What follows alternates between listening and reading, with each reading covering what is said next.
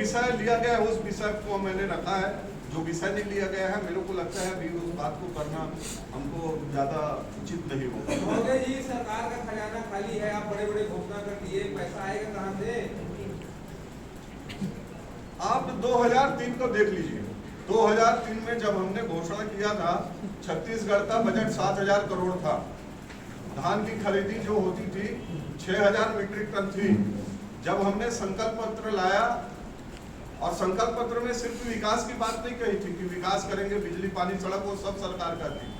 जब हमने कहा था कि हमारे जो छत्तीसगढ़ के लोग हैं उनके जीवन में परिवर्तन के लिए क्या क्या योजना लाएंगे, यहाँ की मातृत्व मृत्यु दर क्या है, शिशु मृत्यु दर क्या है, पोषण क्या है, मैं उस विषय में अभी ज्यादा विस्तार से नहीं जाऊंगा। जब हमने कहा था 2003 में, तो ये विषय आया था कि फंड कहाँ से आएगा। 2018 में हम जब गए तो जो यहाँ का प्रति व्यक्ति का पर कैपिटल इनकम था 18,000, 89,000 में छोड़ के गए थे 89,000। जो बजट था 85,000 करोड़ लेके गए थे 7,000 क्विंटल से। जो धान खरीदी 7,000 क्विंटल थी उसको 65,000 क्विंटल में ले गए थे।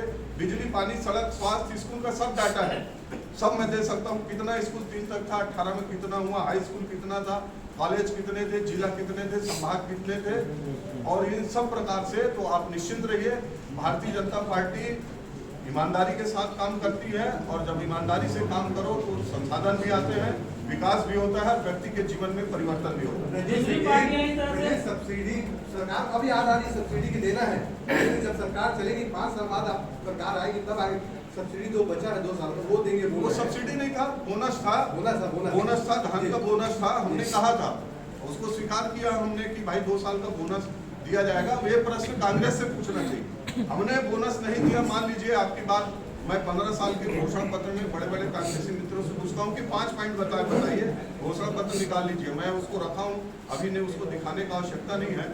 5 साल पहले इन्होंने घोषणा पत्र 36 वादे में किए हैं, विधानसभा में मेरे प्रश्न में जवाब दिए हैं कि 22 में हम काम नहीं कर पाएंगे। लिखित उत्तर मुख्यमंत्री जी का है, 2 साल का बोनस नहीं दे पाए, शायद छत्तीसगढ़ की जनता उसका जो हमको ये करना था 18 में कर चुकी है। अब कांग्रेसियों से प्रश्न आता है, हमने कहा है कि 25 दिसंबर को 2 साल का बोनस जो 4,000 करोड़ से ज्यादा है, भारतीय जनता पार्टी की सरकार बनने के बाद दे दी जाएगी।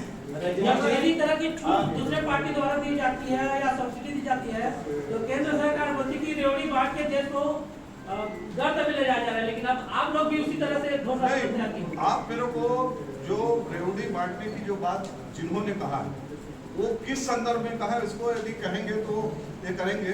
रेवड़ी में अंतर है, रेवड़ी जो बांटना होता है अंतर है, और जो लोगों के जीवन के लिए करना है, हम भी लेके आए हैं बहुत सारी योजनाएं, उसको हमने कभी नहीं कहा रेवड़ी है।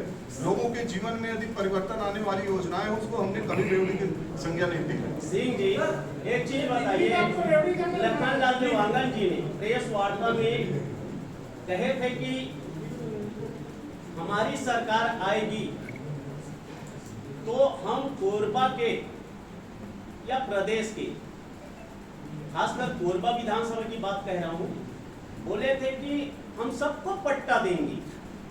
कैसे पट्टा देंगे और जनता को कैसे विश्वास दिलाएंगे जब घोषणा पत्र में ही नहीं लाएंगे? नहीं, मैं बता देता हूँ कि घोषणा पत्र में पट्टा का भी जिक्र है, बहुत सारे बिंदु हैं, यदि आप पढ़ेंगे तो आपको मिल जाएगा।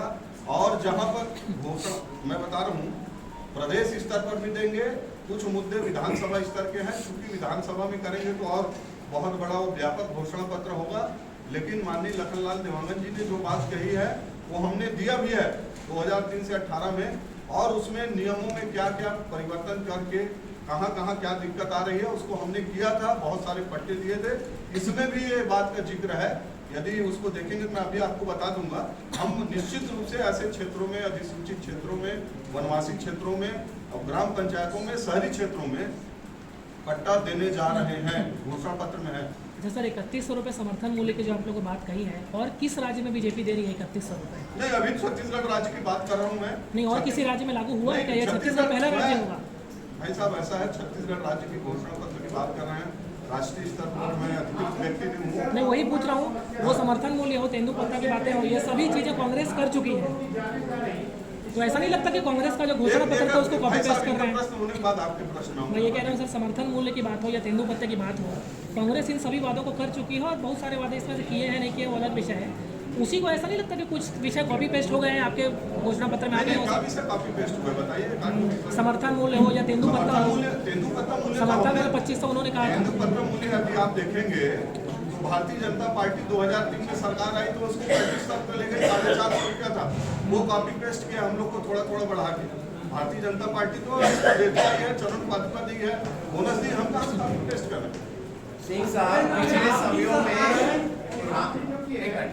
इस प्रदेश की बहुत बड़ी समस्या है, जिससे कई चीजें ग्रसित है, लोगों की जाने जाती इस पर किसी पर भी ना आप ध्यान में रहेगा, कांग्रेस वाले ध्यान में रहेगा, और ये किसानों को ही नुकसान पहुंचा रहे हैं। हाथी वाले पैसा ले, हाथी का बताया ना, हाथी का। देखिए इसमें कई ऐसे बिंदु हैं, यदि हम एक एक विषय को लेंगे तो 1000 बिंदु आ जाएगा। निश्चित रूप से गंभीर मुद्दा है, आपने जो कहा कि जिस तरह से मानव और हाथी का द्वंद्व हो रहा है, और ये 5 साल में मैं अभी उसका बहुत ज़्यादा डिटेल नहीं दूंगा, लेकिन लेमरू प्रोजेक्ट हो चाहे अन्य प्रोजेक्ट हो, जो सरकार ने इसमें जारी किया है पट्टा, जो कोल माइंस के लिए जो बार बार बोलते थे हम इसको जिसका नाम लेते हैं ना, उनके साथ सेटिंग करके जो प्रोजेक्ट एरिया था, रिजर्व फॉरेस्ट था, उसको इन्होंने कोल माइनिंग के लिए एनओसी दिया है। इसके कारण हाथी मानव द्वंद्व हो रहा है। भारतीय जनता पार्टी इसमें गंभीर है और आप देखेंगे सरकार आने के बाद इसमें जो भी उचित कदम होगा उठाएंगे हम लोग।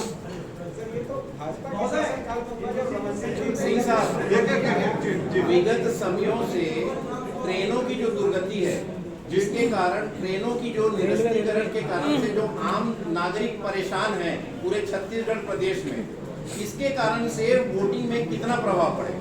कोरबा बहुत ज़्यादा प्रभावित है सर, रेलवे की सुविधा के मामले में टापू बन गया कोरबा। देखिए भारतीय जनता पार्टी की सरकार आने के बाद छत्तीसगढ़ की बता रहा हूँ, अभी कुछ दिन पहले आपने रेलवे स्टेशन बिलासपुर का देखा होगा, 300 करोड़ का है, 3600 करोड़ का काम के नए आधुनिकीकरण, सुविधाकरण, अन्य सुविधाओं के दोहरीकरण, तिहरीकरण और फास्ट ट्रेनों के लिए किया जा रहा है। निश्चित रूप से थोड़ा सा वो विषय है, लेकिन छत्तीसगढ़ के जनता को और देश की जनता को मालूम है कि ये प्रसव पूर्व पीड़ा है, बहुत जल्दी बहुत जगह का दूर हो चुका है। कुछ स्थानों पर अभी ये समस्याएं थोड़ी थोड़ी आ रही है, लेकिन आने वाले बहुत जल्दी देखेंगे कि हम तरक्की के साथ, विकास के साथ ये समस्या को पाएंगे। और ये जनता मान रही है, समझ रही है, ये हम सबको बेहतर आधुनिक बनाने के लिए थोड़ा सा हमको कष्ट हो रहा है, आने वाले समय में दूर हो जाएगा। उस ट्रेन के साथ ये प्रसव पीड़ा क्यों नहीं होती? जो कोयले का लदान है उसके संग प्रसव पीड़ा क्यों नहीं होती? यात्री ट्रेनों के संग प्रसव पीड़ा क्यों हो रही है? देखिए वो दोनों अलग अलग मामले हैं। कोयला के खदानों के जो ट्रेनें हैं वो भी कुछ प्रभावित हुई है। ऐसा नहीं, हम लोग चूंकि ट्रेन को आने जाने वाला ध्यान रखते हैं तो लगता है सिर्फ एक ट्रेन प्रभावित हो रही है। यदि आप देखेंगे तो एक ट्रेन भी प्रभावित होती है।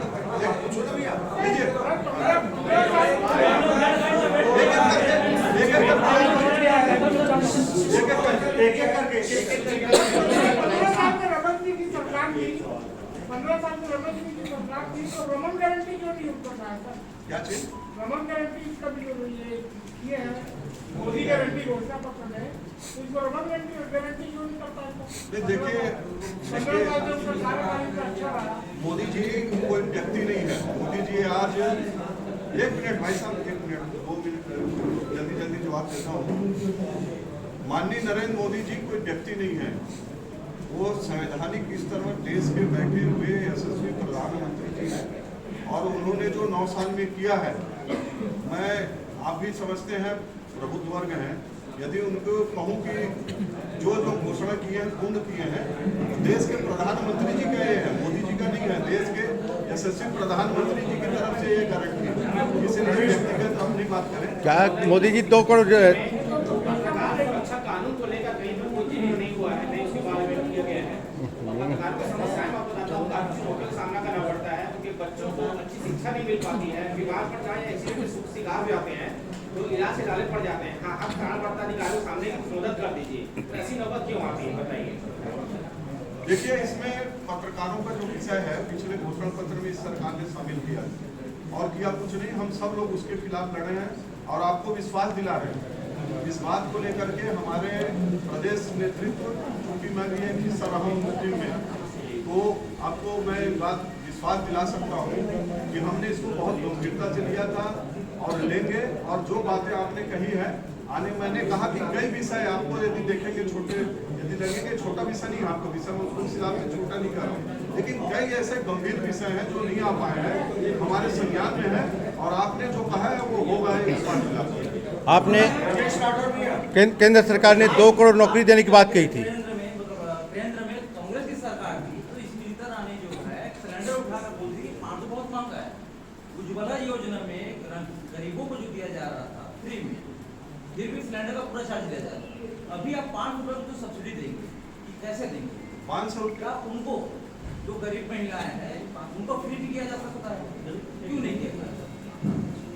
2014 को थोड़ा याद कर लीजिए, 2014 आज 23 में है, देश में 11 करोड़ सिलेंडर थे और GOM बना हुआ था, ग्रुप ऑफ मिनिस्टर, जिसमें होम मिनिस्टर, वित्त मंत्री, रक्षा मंत्री थे। केंद्र में जब कांग्रेस की सरकार थी तो और 6 सिलेंडर दे कि 9 सिलेंडर दे की बहस होती थी कि 6 सिलेंडर दे 9 सिलेंडर दे।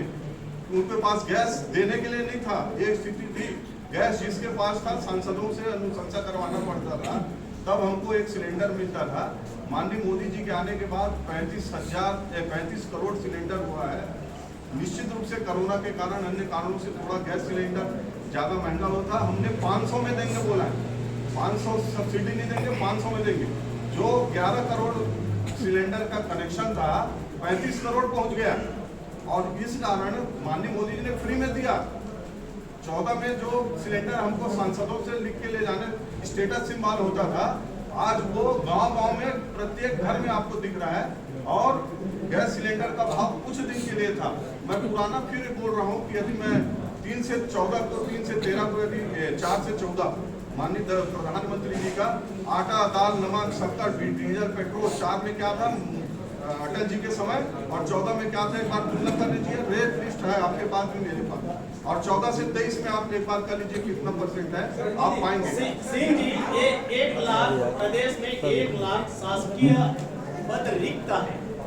किन किन विभागों में कितना पद रिक्त है ये थोड़ा बताइएगा। इसी में और बोलूँ एक मिनट। मोदी जी ने 2 करोड़ नौकरी देने की बात कही थी, लेकिन आपने 1.5 लाख देने की बात कर रहे हैं, उसमें आप क्या बोलेंगे? गुजरात नगरी कोरबा के अलावा आर्थिक नगरी भी बोला जाता है, भोजन नगरी बोला जाता है, लेकिन मैनिफेस्टो में मैं कहीं नहीं देख रहा हूँ यहाँ के कोई फार्मिंग की समस्या को लेकर, फूड टैक्स की समस्या को लेकर, पानी की समस्या को लेकर, ये इसके बारे में कुछ है ही नहीं आपके मैनिफेस्टो में। मैं इसको देख रहा हूँ, इस पर क्या कहना चाह रहे हैं? ठीक है, ये 3 प्रश्न के एक साथ जवाब दे देता हूँ। आपने कहा कि 1.5 लाख नौकरी है, 1 लाख नौकरी है, किस किस पदों पर, किन किन विभागों पर? देखिए अभी इसमें उल्लेख करेंगे बड़ा होगा, लेकिन सबसे बड़ी चीज है शिक्षा विभाग, स्वास्थ्य विभाग, पुलिस विभाग और अन्य जो विभाग है वो जानकारी आ जाएगी। वो तो मैं 1 मिनट में आपको यदि मंगाऊंगा 2 लाख आ जाएगा। लेकिन अभी हमने 1 लाख कहा है, उसमें कई चीजें देखना पड़ेगा कि प्राथमिकता क्या है। पुलिस विभाग है, वो सारे विभाग शासकीय हैं, इसलिए शासकीय बोल दिया तो शासकीय विभाग में ही होंगे। आपने कहा कि 2 करोड़ मोदी जी ने गारंटी दिया है कि 2 करोड़ नौकरी देंगे, लेकिन आपने बोला 1.5 लाख देंगे, उसमें क्या दोनों बराबर है? मोदी जी ने कहा था कि 2 करोड़ लोगों को शासकीय सेवा में देंगे। अभी आप सीरीज देखिए कितना हो गया, 1-1 लाख को एक साथ में नियुक्तियां दे रहे हैं और वो पूरे देश की बात है। और 2 करोड़ रोजगार, एक करके बोले थे, 2 करोड़ से ज्यादा रोजगार हुआ है। और भाई साहब आपका प्रश्न था कि कोरबा विधानसभा के लिए इसमें कुछ नहीं है।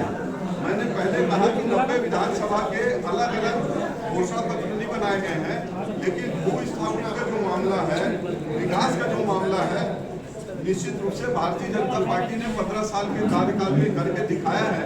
आप एक बार 3 तक देख लीजिए, कोरबा क्या था, 18 तक क्या था, आपको सब चीजें भी 15 सालों में दिखेगा। आने वाले समय में आप सब